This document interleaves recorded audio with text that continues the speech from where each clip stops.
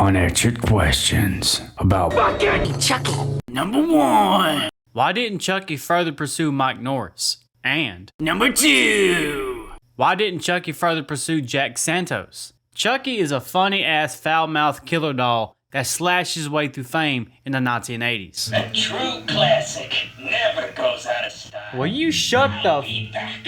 I always come back. Shut it, cunt! And Chucky is about two things: cheating death and unfinished business. We're gonna start with the unfinished business first. Normally I'd start with cheating death, which I would touch on that in my number 9 and 10, but I find that deep diving to the voodoo itself is a lost cause. While I respect this franchise because it's entirely canon to itself, and there's no major retcons, the voodoo aspect gets silly and overly complicated, which is honestly why I stopped watching the TV show halfway through season 2. And I'll also touch a little bit on the TV show, but only if it's a reference to an event or a character in this film. So let's start with our hero cops, Mike Norris and Jack Santos, who in hindsight completely threw Karen under the bus. Heroes? Let's talk about that. From what we learned from the sequel, both Mike and Jack completely denied the entire story, and Karen got sent to the Cuckoo Hospital for backing up Andy's claim about the killer doll. We see this in the opening of Child's Play 2. The police were smart. They denied everything, but the mother's a different matter, so now she's under psychiatric observation. What's odd about this is that if Mike threw Karen under the bus, is this supposed to be the same Mike that Karen's with in The Curse of Chucky? Hello? Oh, hi, Mom. How's Mike doing? I tell him I said hello. I would assume so. So they patched things up and lived happily ever after. Sure, but why? Before Charles Lee Ray transferred his soul into that good guy doll, his dying vendetta was to kill Mike Norris. I'm gonna get you no matter what! After all, Mike was the one responsible for taking his life. So why the sudden change of motive? And I know how important it is to Chucky to possess the body of Andy, because the clock's ticking. And he does attempt to kill Mike Norris, but he fails. But after this one-time event, Mike just fades away. He's forgotten. But to add to Chucky's hatred of Mike, not only did Mike kill him in human form, he's also the one who killed him in doll form at the end of the movie. Now we know Chucky spends these films going after loose ends to finish his unfinished business. He spends 3 films going after Andy. In Bride of Chucky, he kills Tiffany, turns her into a doll to clean up his unfinished business. And talking about Cedar Chucky. You got your wish. You're mine now. Will you shut the And then he eventually goes after Sarah Pierce, which is Nika's mother, kills her in The Curse of Chucky because she was held captive before the events of this film. Once again, cleaning up his unfinished business. And then he went after Nika. Unfinished business. I can go on and on. But why is Mike the exception? Shouldn't he be number 1 on Chucky's hit list? I mean, Mike foiled his plans twice. And now let's talk about Jack and Karen. I mean, Jack was responsible for capturing Eddie and was even attacked by Chucky himself. You believe me now? Yeah, but who's gonna believe me? He was also Mike's right-hand man. Who better to get information about Mike than Mike's right-hand man? Also, on Andy's account, why did he never attempt to go after Karen again? What better way to lure a man out than going after his mother? So why did Mike get a pass? Why did Jack get a pass? And why did Karen get a pass? If for 1 second we take Andy out of the equation, why didn't Chucky finish up his first 3 people of his unfinished business? Interesting to think about. Let me know what you think. Number 3. Did PlayPal Partners rebrand after the events of this film? This is a short one, but I've never heard it talked about nonetheless. A small little detail that sticks out to me like a sore thumb, another blink and you miss a moment, moments I love, is a small little detail right here. I'll play the clip. He wants you for a best friend. Yeah, sure.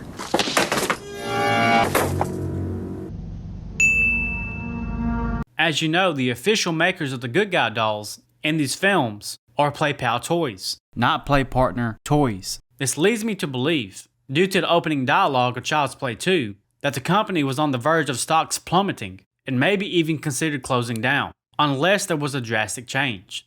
I'll play that clip right here. I have a meeting in a few minutes with some very jittery stockholders, man. Every supermarket tabloid in the country is running headlines about Andy Barkley and his killer good guy doll. Another question entirely is how the hell did they get their hands on the original Chucky doll? Shouldn't that be in police evidence? The hell, money talks, you know? So the events of this first film with Andy jeopardized this business. So I guess they went all out and completely rebranded. A new company, a new name change, to avoid crisis consultants, liability lawsuits. I guess to be able to say, we run this shit now. The old company had their head up their ass. We're going to take this and we're going to make it better. Even though it's the same boss and crew. Legality reasons, you know? I lost count. Did John lie to Chucky? And number 5. Was Chucky's pursuit of Andy in the first 3 films meaningless? Here's the theory I kind of believe. In the first 3 films, Chucky's on a ticking clock to jump into Andy's body or he's stuck in that plastic forever. But what if this isn't actually the case? What if that isn't true at all? Hear me out. Because when Bride of Chucky rolls in, it's like, oh, you know what?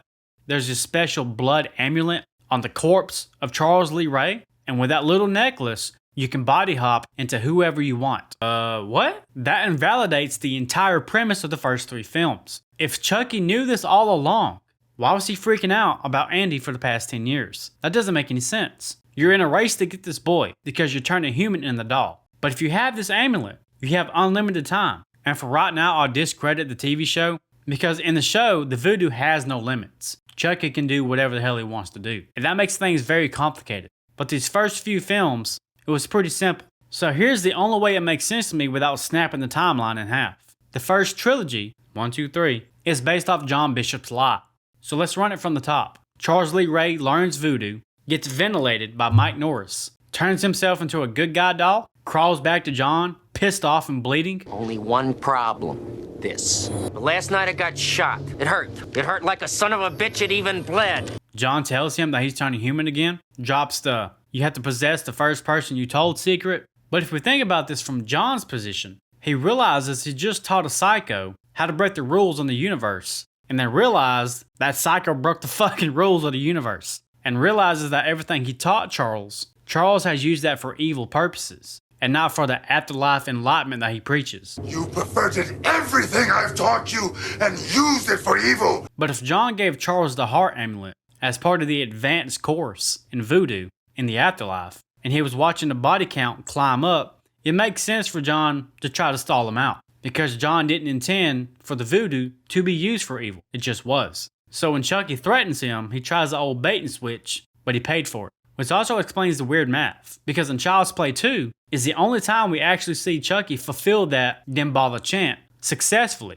And what happens? It just fizzles out. And maybe it's not because he waited too long. Maybe it's because he wasn't wearing the necklace. While it's obviously true that Chucky becomes more human the longer he stays in that body, if we think about this, the first time he did the chanting to the Chucky doll in the store when he got shot down, he was wearing the necklace, and it was successful. The other time he was successful in doing the chant, it didn't work because he wasn't wearing the necklace. And eventually throughout the series, he just stops trying altogether. He likes being Chucky. He splits his soul into fragments, and then you have 70 plus of these little motherfuckers running around. And he learns the voodoo so much that he can do basically whatever. So what do you think? Did John lie to Chucky and send him on a wild goose chase to try to buy Andy more time? Because anytime on screen, Chucky has it on, it works. Chucky doesn't have it on, it don't work. Facts are facts. But with that being said, do you believe this theory? Or do you have one of your own? Let me know down in the comments. Number 6.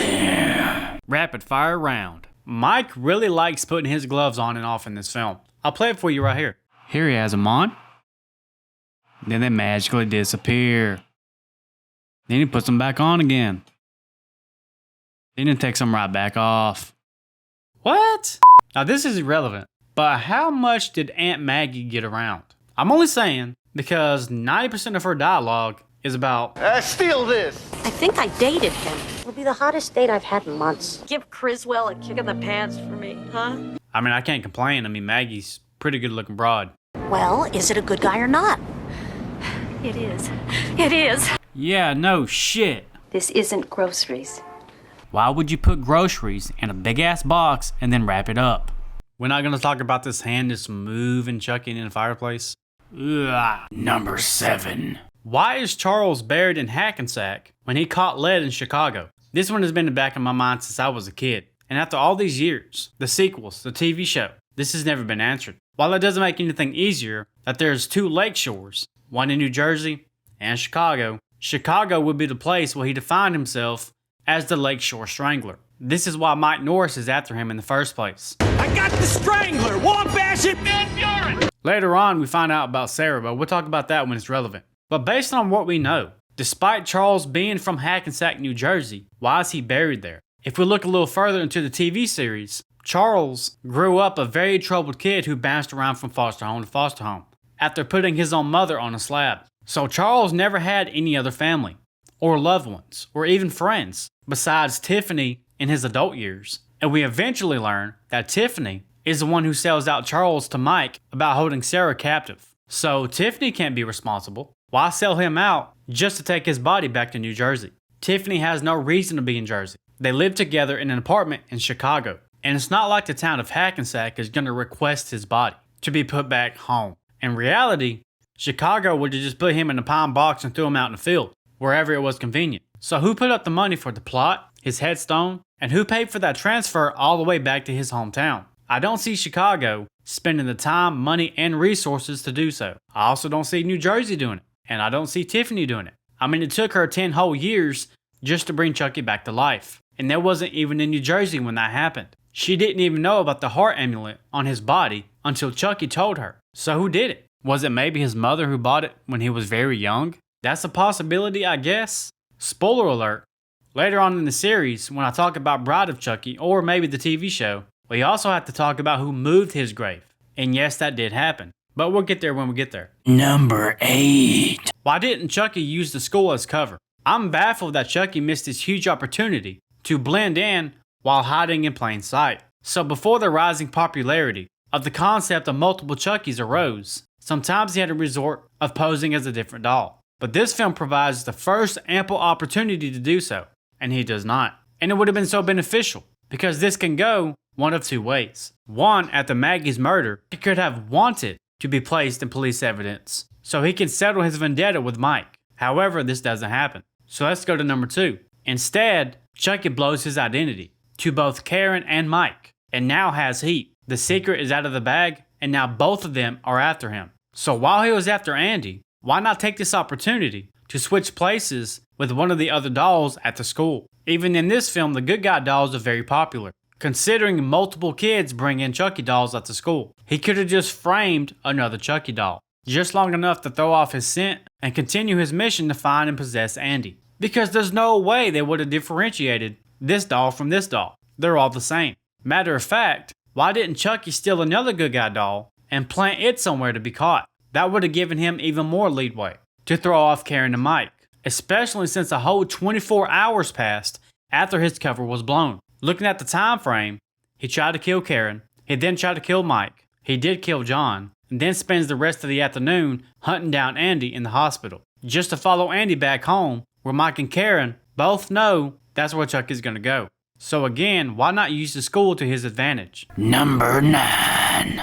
What do the paintings in Charles Lee Ray's apartment represent? And Number 10. Does this represent Chucky's entire story in one scene?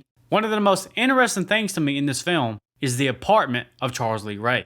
And mostly the paintings, but mainly the background elements. For instance, it seems like he already had an interest in dolls, which I guess comes with the voodoo territory, such as John's own voodoo doll, which I'm not quite sure why he has that. Anyway, these paintings are pretty straightforward. We see Charles bowing down to John, begging for the knowledge to cheat death. The next vigil is John pointing his blade at Damballa as Charles makes a blood sacrifice, a sacrifice of his own blood, and the sacrifice of blood of innocent men and women. This is his payment to the Damballa god he worships for immortality. The last vigil, I think, is enlightenment, thanking Damballa for life after death. But he used blood and innocence to pervert the natural order of things and persuade Damballa to grant him more life. It's interesting to me to try to look through the eyes of Charles, the way he lived, his home. I just wish these scenes wasn't so dark, so that we can see the entire picture. I mean, if I saw this weird ass mannequin table, statue,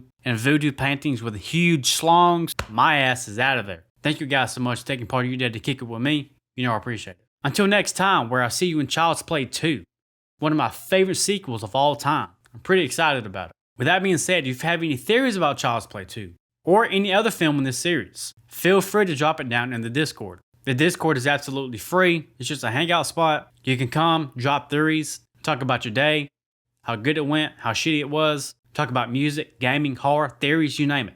We have a good time over there. I also have a YouTube membership where you can get early access to videos, exclusive live streams. I do monthly giveaways. You get custom emojis. The list goes on and on and on. Don't feel obligated, but you'll be supporting me in this channel. That being said, guys, I will catch you on the... First thing we gotta do is get me out of